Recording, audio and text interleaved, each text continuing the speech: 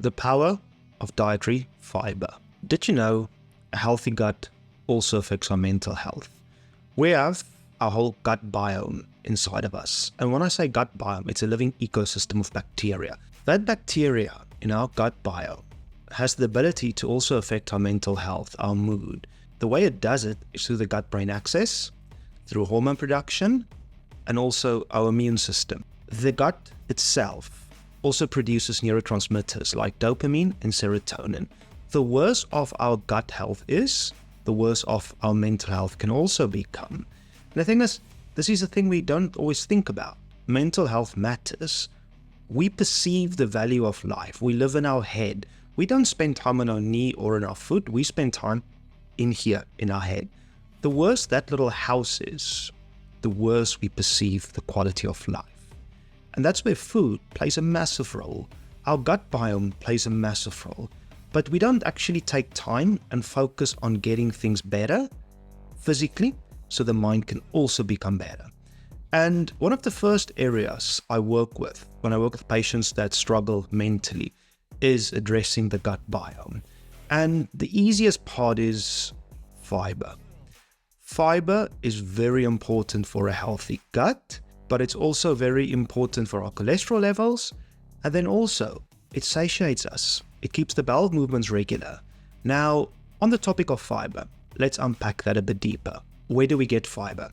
Fiber, think about it. Fruits, vegetables, whole grain, legumes. Now, 3 tips to start thinking about. The first tip, slowly increase your fiber intake. If you don't eat a lot of fruits and vegetables, maybe aim for 1 fruit a day and 1 extra serving of vegetables per day. Maybe in the morning, instead of cornflakes, go all bran flakes. Add an extra fruit to that. It's thinking, how can I get minimally processed fiber and slowly increase? What about once a day? Add some whole grains and legumes. Maybe then over the next week, add 2 portions of whole grain and legumes in your diet. Slowly increase your fiber intake. Number 2, diversify your fiber intake. Think of it this way. Some people love broccoli, some people hate it. Some people like Brussels sprouts, some people hate it. Some hate both.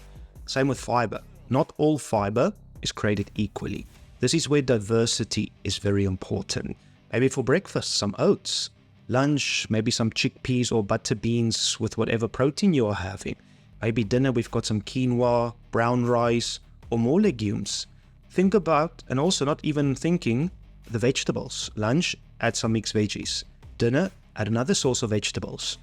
The more diversity of whole unprocessed foods you have, the more diversity of fiber you have.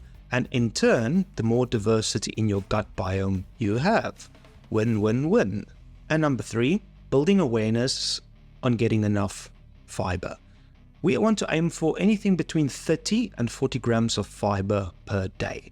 And this is where a bit of education is needed. Take time.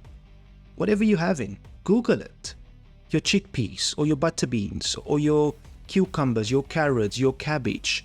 Those food you are having, I suggest Google it. How much fiber is in those servings? Yes, I can just tell you how much it is, but it's going to go in here and it's going to go straight out there.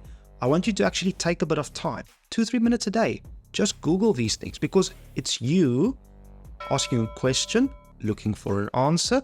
That way you actually retain the information instead of me just telling you what it is.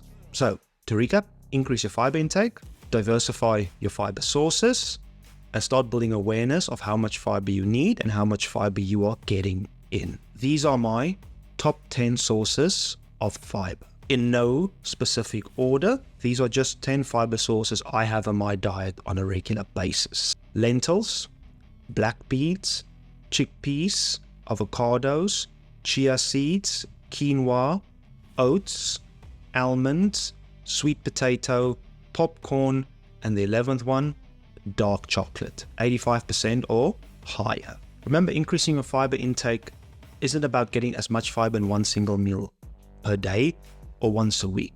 It's about these small, consistently things. Think breakfast, how can I increase my fiber? Lunch, how can I increase my fiber? Dinner, how can I increase my fiber? The more you focus on that, the slowly that will become the new habit. Your gut biome will flourish, and at the same time, mentally you will also become stronger. Consistency matters, and remember, be better today than you were yesterday.